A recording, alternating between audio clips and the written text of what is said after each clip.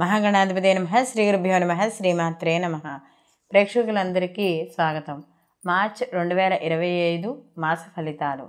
నవగ్రహ సంచారాలను అనుసరించి ద్వాదశ రాశుల వారికి శుభాశుభ ఫలితాలు ఏ విధంగా ఉన్నాయి, వీళ్ళు ఎటువంటి పరిహారాలు చేసుకోవాలి, ఎటువంటి స్తోత్ర పారాయణ చేసుకోవాలి, అలాగే ఎటువంటి విషయాల్లో జాగ్రత్తగా ఉండాలి, ఇలాంటి విషయాలన్నీ కూడా ఇప్పుడు మనం తెలుసుకుందాం.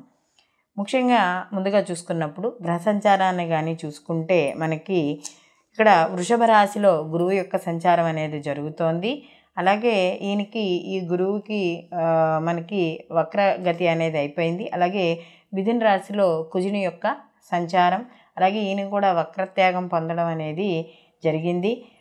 కన్యలో కేతువు, అలాగే మనకి ఈ కుంభరాశిలో శని రవలి యొక్క కలయిక. ఈ రవి కూడా మనకి మార్చ్ 14 నుండి ఈయన మార్పు చెందడం అనేది జరుగుతుంది. ఇందులోకి ఈ రవి ఇక్కడి నుంచి మనకి కుంభంలోంచి మీనంలోకి వెళ్ళడం అనేది జరుగుతుంది. అలాగే మనకి ఈ మీనరాశిలోని శుక్రుడి యొక్క సంచారం అనేది కూడా నడుస్తుంది. శుక్రుడు యొక్క కూడా మనకి ఈ మార్చి 2 నుండి కూడా ఈయన వక్రారంభం అనేది ప్రారంభమవుతోంది.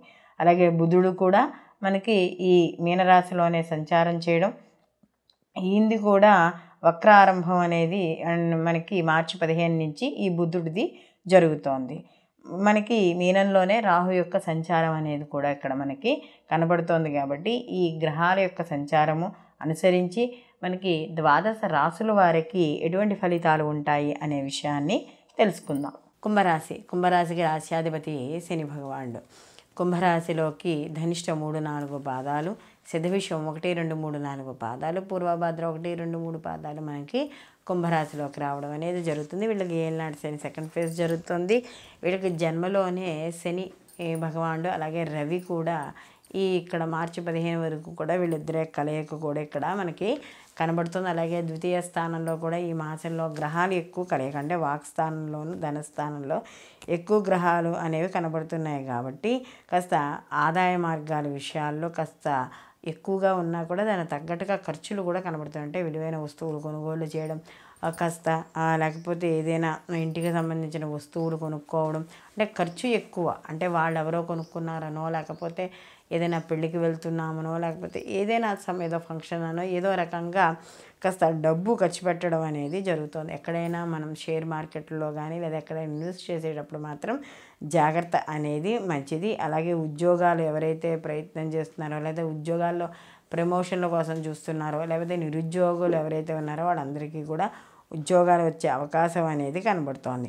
అలాగే ఇక్కడ ముఖ్యంగా చూసుకున్నప్పుడు ఈ యొక్క రాశి వాళ్ళకి సప్తమాధిపతి అయిన రవి ఎవరైతే ఉన్నారో వాళ్ళు జన్మలో ఉన్నారు. కాబట్టి ఇక్కడ ముఖ్యంగా జన్మలో రవి ఉన్నప్పుడు మాట పట్టింపులు ఇవన్నీ వస్తాయి. అందులో సప్తమాధిపతి అయ్యాడు కాబట్టి భాగస్వామి వ్యాపారస్తులు ఎవరైతే ఉన్నారో వాళ్ళు కానీ, లేకపోతే కళత్ర స్థానం అంటే మనకి భార్యాభర్తల విషయాల్లో కానీ చిన్న చిన్న మాట పట్టింపులు గొడవలు కానీ ఇలాంటివి ఎక్కువగా ఉండడం అనేది కనబడుతుంది. అలాగే ఎవరైతే ఇన్వెస్ట్మెంట్ విషయాల్లో తప్పనిసరిగా జాగ్రత్త వహించాలి. అలాగే వ్యాపారపరంగా అంటే చిన్న వ్యాపారాలు చేసుకుంటున్న వాళ్ళు కానీ, లేదా ముఖ్యంగా ఈ గోల్డ్ ఇలాంటి వ్యాపారాలు చేస్తున్న వీళ్ళందరికీ కొంతవరకు అనుకూలంగా ఉండడం అనేది జరుగుతోంది. అలాగే ఇన్వెస్ట్మెంట్ విషయాల్లో జాగ్రత్తగా వహించాలి. ఎవరైతే సివిల్ గ్రూప్ ఎగ్జామ్స్ రాస్తున్నారో వాళ్ళందరికీ కూడా సామాన్యంగా ఉంటుంది. కాస్త శ్రద్ధ పెడితే మాత్రం మంచి అవకాశాలు లేదా మంచి ఉత్తీర్ణత, చదువుకుంటున్న వాళ్ళు ఎవరైతే ఉన్నారో వాళ్ళకి మంచి ఉత్తీర్ణత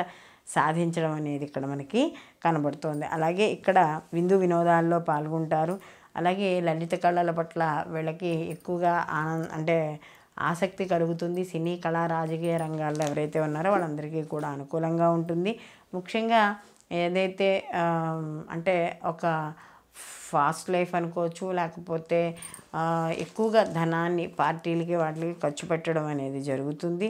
మొత్తం మీద బంధువుల్ని మిత్రుల్ని కలుసుకుంటారు, ఇష్టాగోష్ఠులు చేస్తారు. అలాగే గురువులు యందు కొన్ని ముఖ్యమైన విషయాలు అంటే పురాణ పఠనాల ద్వారా కానీ దేని ప్రకారంగానే తెలుసుకోవడం అనేది జరుగుతుంది. పిల్లల విషయాలు అంటే పిల్లల సంతానపరంగా ఏవైతే ఉన్నారో ఆ సంతానపరంగా చేసుకునే వృత్తి కానీ ఉద్యోగం కానీ వాళ్ళ చదువులు కానీ ఏవైనా సరే కాస్త అప్పుడప్పుడు కొంత టెన్షన్ని కలిగించడం అనేది జరుగుతుంది. కాబట్టి ఇలాంటి విషయాల్లో తప్పనిసరిగా ఈ యొక్క కుంభరాశి వాళ్ళు జాగ్రత్త వహించుకోవాలి. అనుకోలేని బాధ్యతలు కూడా ఒక్కోసారి మీద పడడం అనేది జరుగుతుంది. కాబట్టి ఆ బాధ్యతలను కూడా జాగ్రత్తగా స్వీకరించుకుంటూ ముందుకు అనేది వెళ్ళాలి. అలాగే సంపాదన, ఇవన్నీ కూడా సంపాదన, ధనం, ఈ రెండు కూడా ఒకే రూట్లో వెళ్ళిపోతూ ఉంటాయి. అంటే ఈరోజు ధనం ఎక్కువ వచ్చిందని సంతోషపడడానికి లేదు, మొన్నాడు ఖర్చు కనబడుతుంది. అలాగే ఖర్చు ఉంది కదా అని కుంగిపోవడానికి లేదు, సంపాదన కనబడుతుంది. అలాగే రెండూ కూడా వెళ్ళిపోతూ ఉంటాయన్నమాట ఈ మాసం అంతా కూడాను.